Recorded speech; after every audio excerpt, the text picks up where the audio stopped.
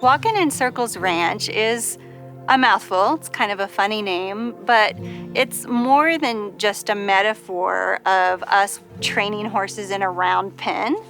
I think it's also symbolic of the circle of life and how we are really just one important stop in a horse's journey to a better future.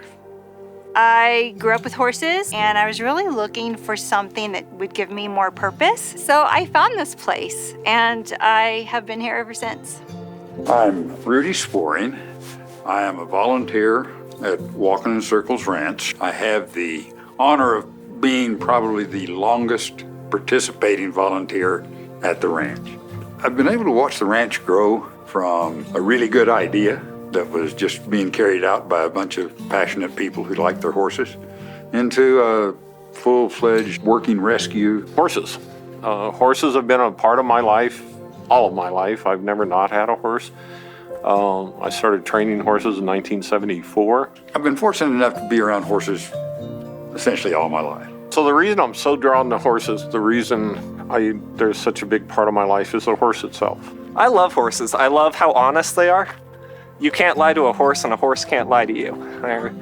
There's nothing dishonest about them. They're not going to trick you. They're going to tell you exactly how it is, as long as you tell them exactly how it is. Winston Churchill said, the outside of a horse is good for the inside of a man. This place has taught me to live in the moment and be calm, because a horse only lives in the moment and will sense from you what you're feeling, they're going to feel.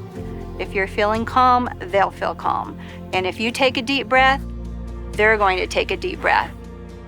I am 24/7 on the ground, working with the volunteers and overseeing our herd. Our primary mission is to take these horses, get them sound and ready to go so they can be adopted out to forever homes. And we are a nonprofit 501c3, and everything we can get goes to aid these horses. Well, it costs the ranch about $5 a day per horse just to feed and care for it.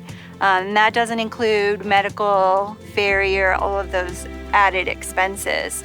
And we don't receive any government funding, so we rely on private donations. There's always a need for volunteers. There's always a need for financial assistance, money.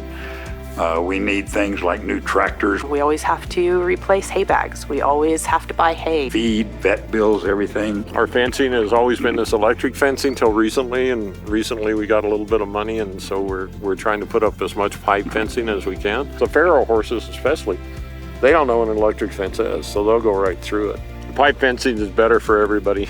Usually, if you can talk about it, well, you need it.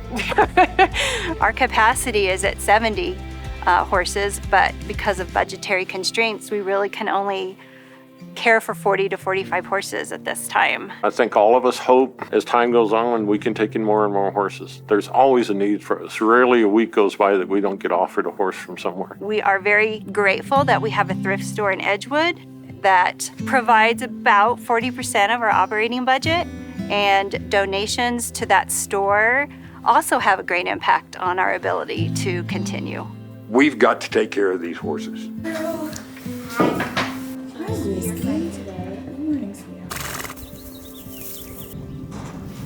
Poor baby. We gotta rope her.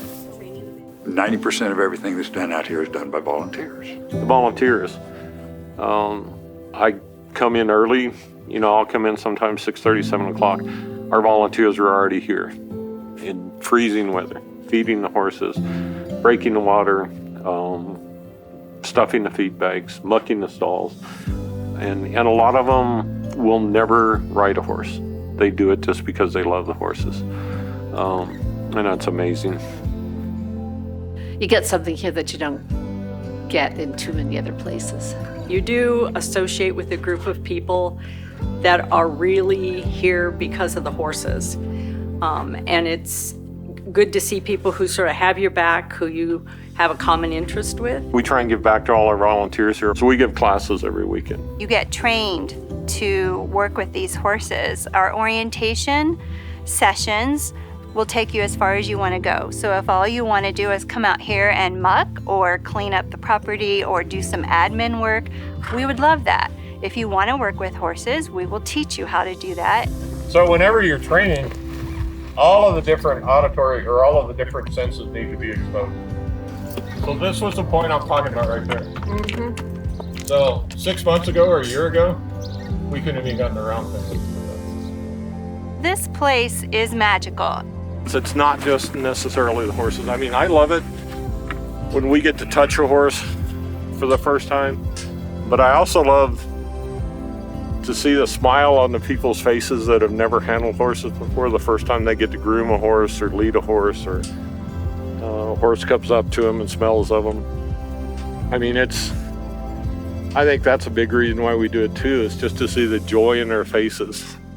We try our best here to communicate with natural horsemanship, so it's not necessarily with words or anything like that, but with movement. We work a lot with them in training them and trying to use their language instead of our own. And so our job as trainers is to oversee the training and to be sure that we can take these horses that have had issues and try and gentle them down and make them into a horse that we can give it to a forever home. My favorite part of my job is taking fear out of a horse. Horses are prey animal by nature. They're scared of everything that moves and everything that doesn't move because they're dinner on four hooves for the entirety of their existence. So teaching them that they don't have to be afraid of the world is pretty cool. You know, as far as my biggest success story out here, I think it's every day. Coming out here and seeing the transformation of these horses, that's a feel-good thing that's very difficult to describe. And walking in circles has been so successful at doing that. These three horses back behind me, every one of them was a success story the first time I got to touch them, because we call them the untouchables, our level 5s. And the first time you get to touch a horse is just amazing. The adoption program is essentially the thing that keeps this alive. Horses are just wonderful for a person if you let them to be. And when a horse comes to us, we really want to find them a better home, a better future. We're just a part of their journey. I had my very own horse that started out, he's a Mustang that was untouchable when I started working with him. And after I was able to get a halter on him, I realized that he was just scared. He is actually the reason why I took this job and moved here. And so I brought my whole family here for one horse. He's my Mustang. I love him.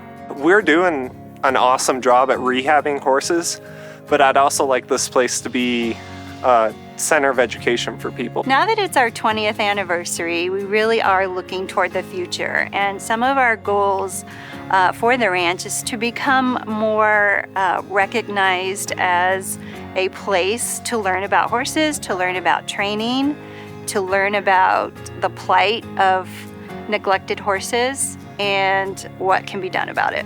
I would hope for Walking in Circles to continue being the safe haven that we are for these horses when they hit the gate. There's one thing that I truly believe, and that's when they come in, they're never alone. So as long as we continue that and continue our mission and finding them homes and loving them and getting them to where they're ultimately supposed to be, that is what I want for this place. Ultimately, I think it's all of our goals for there not to be a horse on this property because there's no need to anymore. That would be the goal. I think it's just the heart of the people that don't give up. One of the things that's always kind of neat to see is every one of these horses has got every paddock has got shelters in it. So the horses can get in out of the cold, out of the wind, out of the rain. They enjoy being outside, they have room. It's just a great place to be. It's fun to see the progress, and I hope 20 years from now we're doing another one of these.